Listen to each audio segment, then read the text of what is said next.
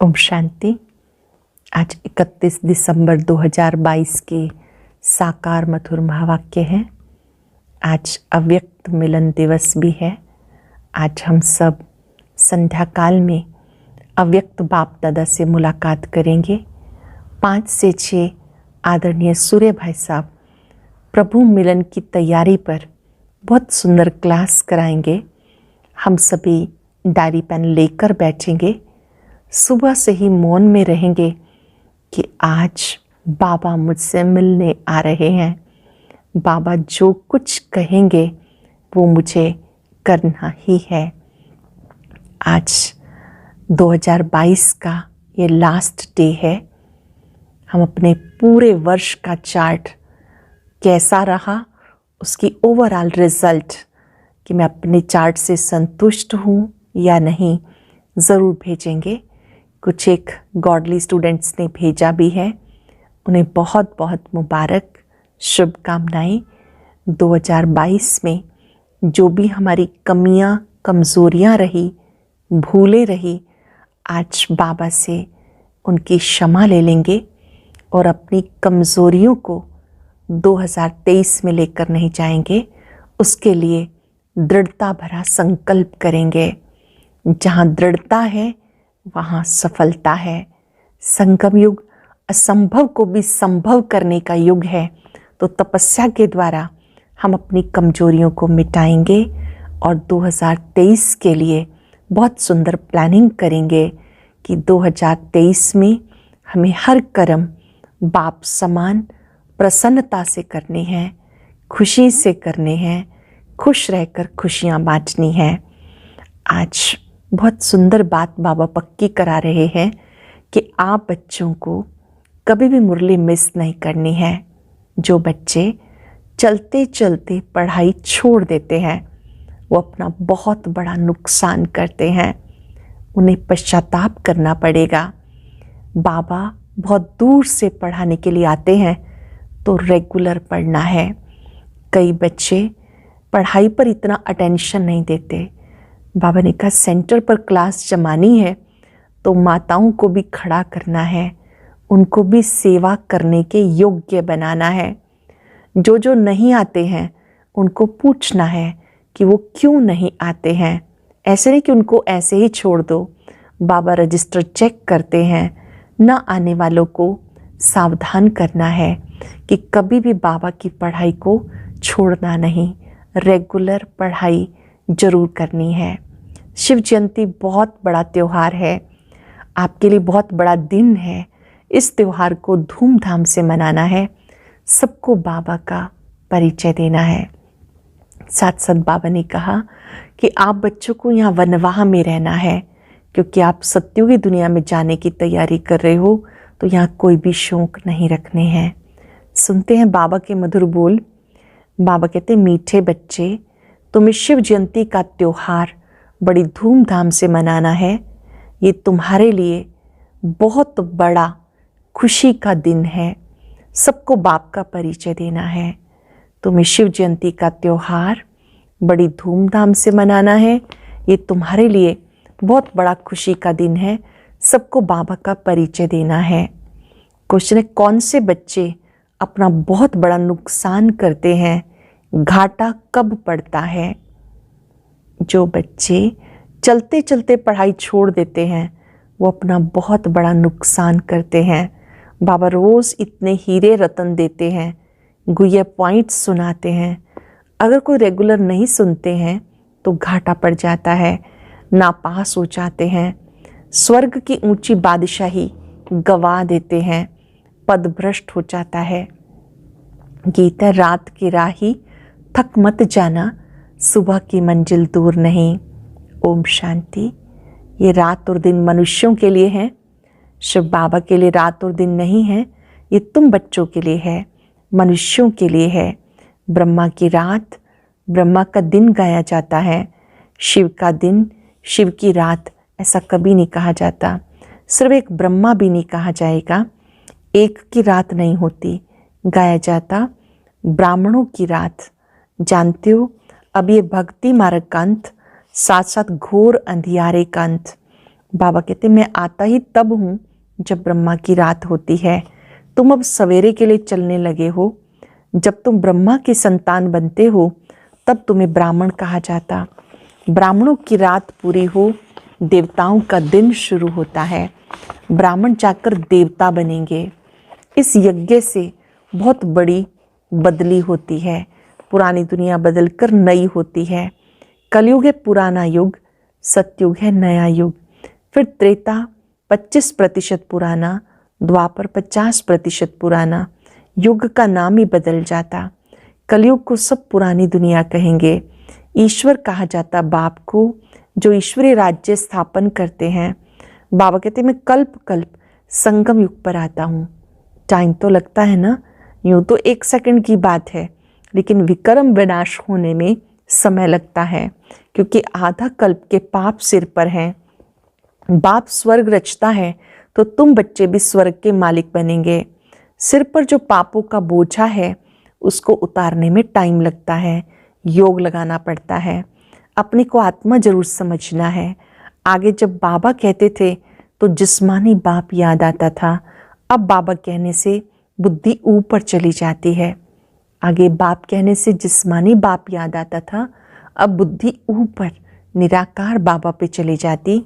दुनिया में किसी की बुद्धि में नहीं है कि हम आत्मा रूहानी बाप की संतान हैं। हमारा बाप, टीचर, गुरु तीनों ही रूहानी है। याद भी उनको करते हैं। यह पुराना शरीर, इन्हें क्या श्रृंगार करना। ये पुराना शरीर है, इसे क्या श्रृंगार करना। अंदर में समझते हैं अभी हम वनवाह में हैं, ससुर घर नई दुनिया में जाने वाले हैं। पिछाड़े में कुछ भी नहीं रहता, फिर हम जाकर विश्व के मालिक बनते हैं। इस समय सारी दुनिया जैसे वनवाह में है। इसमें रखा ही क्या है, कुछ भी नहीं। जब ससुर घर था तो हीरे जवाहरात के महल थे, माल ठाल थे। अब फिर पियर घर से ससुर घर में जाना है। अब तुम किसके पास आए हो? कहेंगे बाप दादा के पास। बाप ने दादा में प्रवेश किया है। दादा तो है ही यहाँ का रहवासी, तो बाप दादा दोनों कंबाइंड हैं। ज्योति बिंदु शिव बाबा ने ब्रह्मा तन में प्रवेश किया है। बाप दादा कंबाइंड हैं। परम पिता परमात्मा पतित पावन है। उनकी आत्मा अगर श्री कृष्ण में होती, वो ज्ञान सुनाती, तो श्री कृष्ण को भी बाप दादा कहा जाता। परंतु श्री कृष्ण को बाप दादा कहना शोभता ही नहीं। ब्रह्मा ही प्रजापिता गया हुआ है। बाबा ने समझाया ये 5 वर्ष का चक्र है। तुम बच्चे प्रदर्शनी जब दिखाते हो उसमें ये भी लिखो, आज से 5 वर्ष पहले भी हमने प्रदर्शनी दिखाई थी, समझाया था कि बेहद बाप से स्वर्ग का वर्षा कैसे लिया जाता है। आज से 5 वर्ष पहले माफिक फिर से हम त्रिमूर्ति शिव जयंती मनाते हैं। ये अक्षर जरूर डालना पड़े। ये बाबा डायरेक्शन दे रहे हैं, उस पर चलना है। अच्छा भबका करना चाहिए। हम त्रिमूर्ति शिव की जयंती मनाते हैं, छुट्टी करते हैं। शिव जयंती की छुट्टी ऑफिशियल है। कोई करते हैं, कोई नहीं करते हैं। तुम्हारा ये बहुत बड़ा दिन है। जैसे क्रिश्चियन लोग क्रिसमस मनाते हैं, बहुत खुशी मनाते हैं। अब तुम्हें ये खुशी मनानी चाहिए। सबको बताना है हम बेहद बाप से वर्षा ले रहे हैं। जो जानते हैं वही खुशी मनाएंगे। सेंटर्स में आपस में मिलेंगे। यहाँ तो सब आ ना सके, हम मनाते जन्मदिन। शिव बाबा का मृत्यु तो हो ना सके। जैसे शिव बाबा आया है वैसे चले जाएंगे। ज्ञान पूरा हो गया, लड़ाई शुरू हो गई। बस इनको अपना शरीर तो है नहीं। तुम बच्चों को अपने को आत्मा समझ पूरा देही अभिमानी बनना है। अपने को आत्मा समझ पूरा देही अभिमानी बनना है। इसमें मेहनत लगती है। सत्युग में आत्म अभिमानी है, वहाँ अकाले मृत्यु नहीं होगा। यहाँ बैठे बैठे काल आ जाता, हार्ट फेल हो जाता। कहेंगे ईश्वर की भावी, परंतु ईश्वर की भावी नहीं है। तुम कहेंगे ड्रामा की भावी। ड्रामा में इनका पार्ट ऐसा है। अब तो है आयरन एज, नई दुनिया गोल्डन एज थी। सतयुग के महल कितने हीरों से सजे हुए होंगे, अकिचार धन होगा, परंतु उसका पूरा वृत्तांत नहीं है। कुछ अर्थक्वेक आदि होती है तो टूट फूट पड़ती है, नीचे चली जाती। तो इन बातों का बुद्धि से काम लेना है। ये खाना बुद्धि के लिए है। तुम्हारी बुद्धि ऊपर चली गई। रचता को जानने से रचना को भी जानते हैं। सारे सृष्टि का राज बुद्धि में है। ड्रामा में ऊंचे से ऊंचा है भगवान, फिर ब्रह्मा विष्णु शंकर। हम इन तीनों का ऑक्यूपेशन बता सकते हैं, क्या क्या पार्ट है। जगदम्बा का कितना बड़ा मेला लगता है। जगदम्बा जगत पिता का आपस में क्या संबंध है ये कोई भी नहीं जानते, क्योंकि गुप्त बात है। माँ तो ये बैठी है, वो थी एडॉप्ट की हुई, इसलिए चित्र उनके बने हुए हैं। उनको जगत अम्बा कहा जाता है। ब्रह्मा की बेटी सरस्वती, भले माँ का टाइटल दिया परंतु थी तो बेटी, सही करती थी, सिग्नेचर करती थी ब्रह्मा कुमारी सरस्वती। तुम उनको मम्मा कहते थे, ब्रह्मा को माँ कहना शोभता नहीं। ये समझने समझाने में बड़ी रिफाइन बुद्धि चाहिए। ये गुह्य बातें हैं। तुम किसके भी मंदिर में जाएंगे तो झट उनका ऑक्यूपेशन जान लेंगे। गुरु नानक के मंदिर में जाएंगे तो झट बता देंगे कि वो फिर कब आएंगे। उन लोगों को कुछ पता नहीं, क्योंकि कल्प की आयु लंबी कर दी। तुम वर्णन कर सकते हो। बाबा कहते देखो मैं तुम्हें कैसे पढ़ाता हूँ, मैं आता कैसे हूँ। श्री कृष्ण की तो बात ही नहीं, गीता का पाठ करते रहते हैं। कोई 18 अध्याय याद करते हैं तो उनकी कितनी महिमा हो जाती है। एक श्लोक सुनाएंगे, कहेंगे वाह वाह, इस जैसा महात्मा तो कोई नहीं। आजकल रिद्धि सिद्धि भी बहुत है, जादू का खेल बहुत दिखाते हैं, दुनिया में ठगी बहुत है। बाबा तुम्हें कितना समझाते हैं, कितना सहज समझाते, परंतु पढ़ने वालों पे मदार है। टीचर तो एक रस पढ़ाते हैं, कोई नहीं पढ़ेंगे तो नापास होंगे। ये भी होना जरूर है। सारी राजधानी स्थापन होनी है। तुम ज्ञान स्नान कर ज्ञान का गोता लगाए परिस्थान की परी अर्थात स्वर्ग के मालिक बन जाते हो। ज्ञान स्नान कर ज्ञान का गोता लगाए परिस्थान की परी स्वर्ग का मालिक बन जाते हो। रात दिन का फर्क है। वहाँ तत्व भी सतो प्रधान होने से शरीर भी एक्यूरेट बनता है, नेचुरल ब्यूटी रहती है। वह ईश्वर की स्थापन की हुई भूमि अभी आसुरी भूमि है। स्वर्ग नरक में बहुत फर्क है। अब तुम्हारी बुद्धि में ड्रामा के आदि मध्यंत का राज बैठा है। नंबरवार पुरुषार्थ अनुसार बाबा कहते बच्चे अच्छी रीति पुरुषार्थ करो, अच्छी रीति पुरुषार्थ करो। बच्चियां नए नए स्थान पे चक्र लगाने जाती हैं। अगर अच्छी माताएं आदि हैं तो सर्विस को जमाना पड़े। सेंटर पर अगर कोई नहीं आते हैं तो अपना ही नुकसान करते हैं। कोई नहीं आते अपना ही नुकसान करते। कोई पढ़ने के लिए नहीं आते तो उनको फिर लिखना चाहिए कि तुम पढ़ते नहीं हो, इससे तुम्हें बहुत घाटा पड़ जाएगा। रोज रोज बहुत गुह्य पॉइंट्स निकलती हैं। ये हीरे रतन, तुम पढ़ेंगे नहीं तो नापास हो जाएंगे।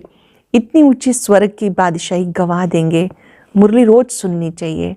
ऐसे बाप को छोड़ दिया तो याद रखना नापास हो जाएंगे, फिर बहुत रोएंगे, खून के आंसू बहाएंगे। पढ़ाई तो कभी नहीं छोड़नी चाहिए। बाबा रजिस्टर देखते हैं कितने रेगुलर आते हैं। न आने वालों को फिर सावधान करना चाहिए। श्रीमत कहती पढ़ेंगे नहीं तो पद भ्रष्ट हो जाएगा। श्रीमत कहती है पढ़ेंगे नहीं तो पद भ्रष्ट हो जाएगा, बहुत घाटा पड़ जाएगा। ऐसे लिखा पढ़ी करो तब तुम स्कूल को अच्छी तरह से उठा सकेंगे। ऐसे नहीं कि कोई नहीं आया तो उसको छोड़ दिया। टीचर को होना रहता है। क्या होना रहता है कि हमारे स्टूडेंट जांचते ही नहीं पास होंगे तो इज्जत जाएगी। बाबा लिखते भी हैं तुम्हारे सेंटर पर सर्विस कम चलती है, शायद तुम सोते रहते हो। जब बाबा देखते हैं कहीं कम आते हैं तो बाबा कहते हैं कि ज़रूर तुम सोते रहते हो और सर्विस नहीं करते हो, कम करते हो।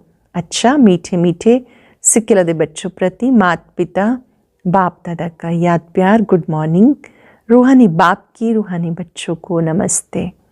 रूहानी बच्चों की रूहानी बाप दादा को नमस्ते, गुड मॉर्निंग। शुक्रिया बाबा, शुक्रिया। धारणा के लिए सार। इस पुराने शरीर का श्रृंगार नहीं करना, वनवाह में रह नए घर में चलने की तैयारी करनी है। वनवाह में रहे नए घर में चलने की तैयारी करनी है। ज्ञान स्नान रोज करना है, कभी भी पढ़ाई मिस नहीं करनी है। वरदान है महानता के साथ निर्माणता को धारण कर सर्व का मान प्राप्त करने वाले सुखदायी भव। महानता के साथ निर्माणता को धारण कर सर्व का मान प्राप्त करने वाले सुखदायी भव। महानता की निशानी निर्माणता है। जितना महान उतना निर्माण, क्योंकि सदा भरपूर है। जैसे वृक्ष जितना भरपूर होगा उतना झुका हुआ होगा, तो निर्माणता ही सेवा करती है, और जो निर्माण रहता है वो सर्व द्वारा मान पाता है। जो अभिमान में रहता है उसको कोई मान नहीं देता, उससे सब दूर भागते हैं। जो निर्माण है वो सुखदायी होंगे, उनसे सुख की अनुभूति करेंगे। जो निर्माण है उनसे सब सुख की अनुभूति करेंगे, सब उनके समीप आना चाहेंगे। स्लोगन है, उदासी को तलाक देने के लिए खुशियों का खजाना सदा साथ रखो। उदासी को तलाक देने के लिए खुशियों का खजाना साथ रखो। मातेश्वरी जी के महावाक्य। गीत चला, नैनहीन को राह दिखाओ प्रभु। अब ये जो मनुष्य गीत गाते हैं, नैनहीन को राह बताओ, तो गोया राह दिखाने वाले एक ही परमात्मा ठहरे। तभी तो परमात्मा को बुलाते हैं, और जिस समय कहते हैं प्रभु राह बताओ, तो जरूर मनुष्यों को राह दिखाने के लिए खुद परमात्मा को निराकार रूप से साकार रूप में अवश्य आना होगा। तभी वो स्थूल में राह बताएगा, आने बिगर वो राह बता ना सके।